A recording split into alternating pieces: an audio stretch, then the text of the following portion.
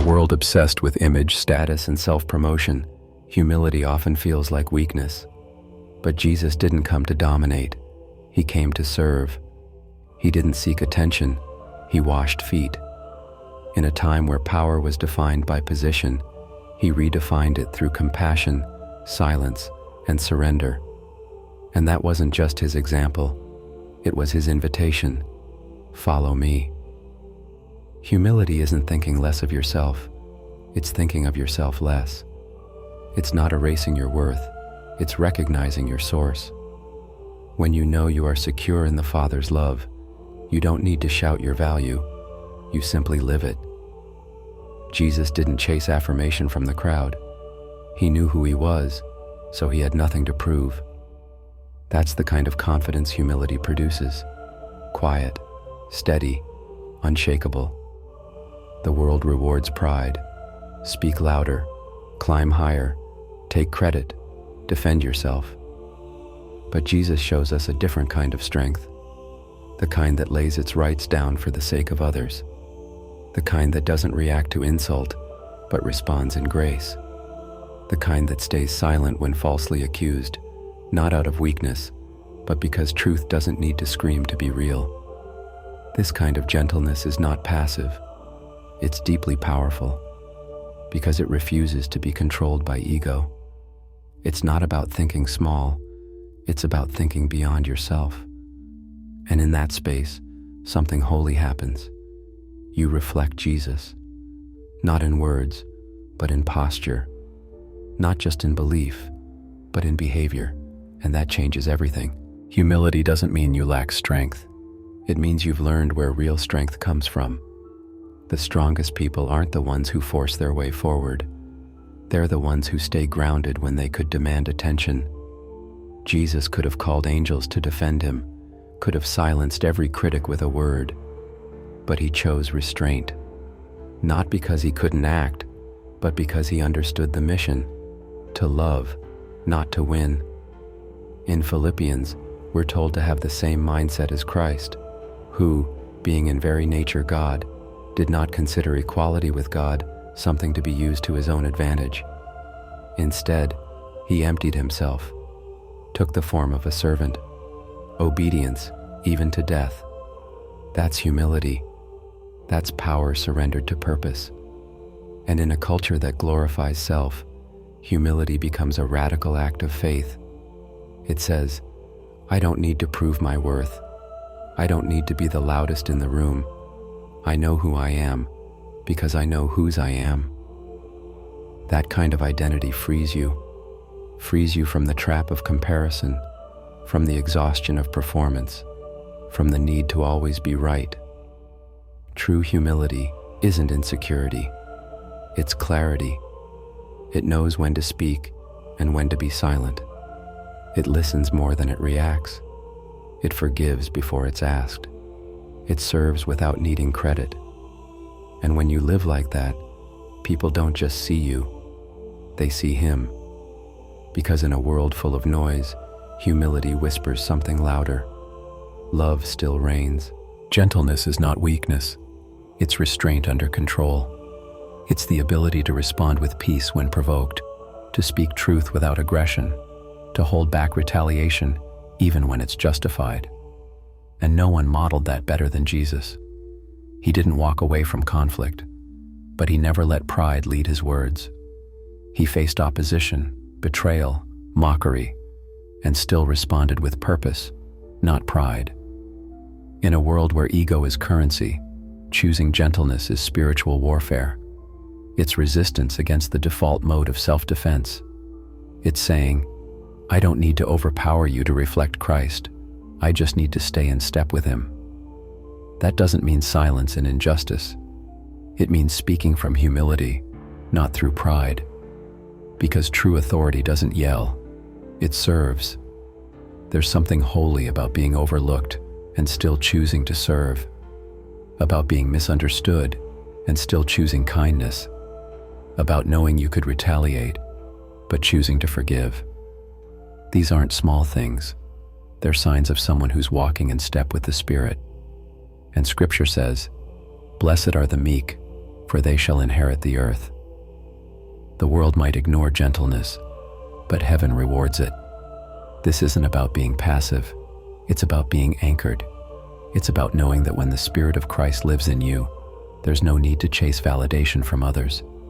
You already have the only approval that matters, and from that place, you can live differently, freely, humbly. If this stirred something in you, subscribe and turn on the bell, not just to follow a channel, but to walk a journey of faith, one truth at a time. Humility doesn't mean letting people walk over you. It means walking in truth, even when no one notices. It means choosing love over recognition, service over spotlight, character over control. And that kind of posture isn't natural, it's supernatural. It flows from a heart that's been with Jesus, shaped by his presence, and filled with his Spirit. The proud demand results. The humble remain faithful, even when it's slow, even when it costs, even when no one claps. And that's what Jesus modeled, not just in his miracles, but in the mundane, in the way he welcomed children, spoke with outcasts, touched the untouchable. There was no ego in him, only compassion. You can feel it, can't you? The pull of pride, to be noticed, to be right, to be first. It's everywhere. But every time you choose gentleness over reaction, every time you choose listening over arguing, every time you serve quietly when you could have spoken loudly, something shifts, not just in you, but in the atmosphere around you. The world doesn't know what to do with real humility. It's unsettling, disarming, because it doesn't play the same game. It doesn't compete. It doesn't climb. It descends. And in doing so, it lifts others up. That's the paradox. The lower you go in love, the more powerful your life becomes. That's kingdom logic. And it turns everything upside down, or maybe right side up. One of the greatest signs of spiritual maturity isn't how much you know, it's how well you love. And love always wears humility. You can quote scripture, lead worship, pray in public. But if your life isn't marked by gentleness, you've missed the heart of Jesus. Because Jesus didn't come to be impressive, he came to be present, to meet people where they were, not where they should be. And that's the challenge for us too, to slow down, to see people, to choose patience over sarcasm, compassion over correction, not because we're trying to look holy, but because we know we've been held by holy hands ourselves. Humility flows from remembrance, remembering how far we've been carried, how often we've been forgiven, how gently we've been led. There's a quiet kind of strength in those who no longer need to be center stage, who no longer need to prove their worth in every conversation, who find their identity not in their achievements, but in their intimacy with God. And from that place, every word becomes softer, every action becomes intentional, every silence becomes sacred. That's the kind of strength that changes lives, not through force, but through example, through consistency, through kindness. And in a culture that glorifies dominance, that kind of humility will look radical, but it's the way of Jesus. And every step in that direction is a step away from pride and toward true peace. The beauty of humility is that it makes room for others to breathe. It listens without trying to correct. It serves without needing to be seen. It forgives without waiting for an apology. That's not weakness, that's deep strength.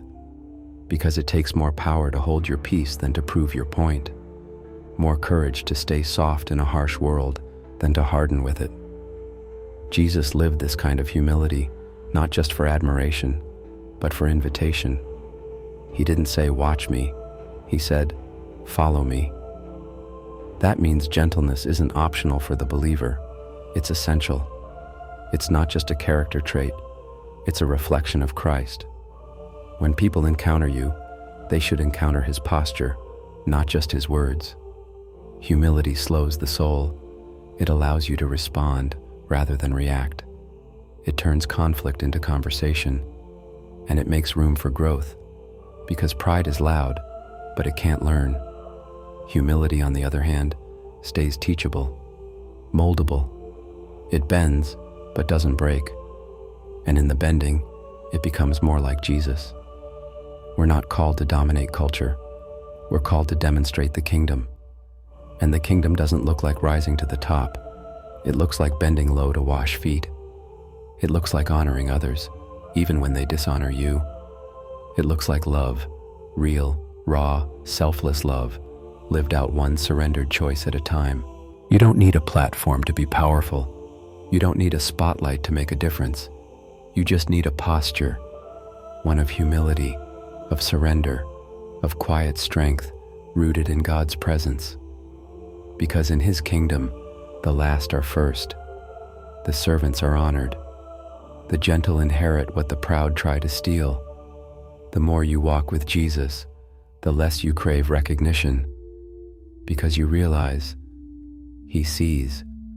He notices every act of kindness that no one else applauds. Every moment you choose peace over pride. Every time you bite your tongue when you could have proved your point. These aren't small things. They're signs of someone who's truly alive in the Spirit. Humility isn't about thinking you're less. It's about knowing He is more.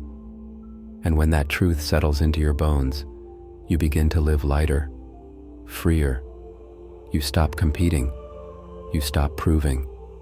You simply become more like Him, slower to speak, quicker to forgive, stronger in grace. So choose gentleness, not because it's easy, but because it's holy. Let your life whisper what your words never could, that there's a better way, a quieter strength, a sacred kind of power that can't be earned, only embodied. And now ask yourself this: what would your life look like if every reaction flowed not from pride, but from the posture of Jesus?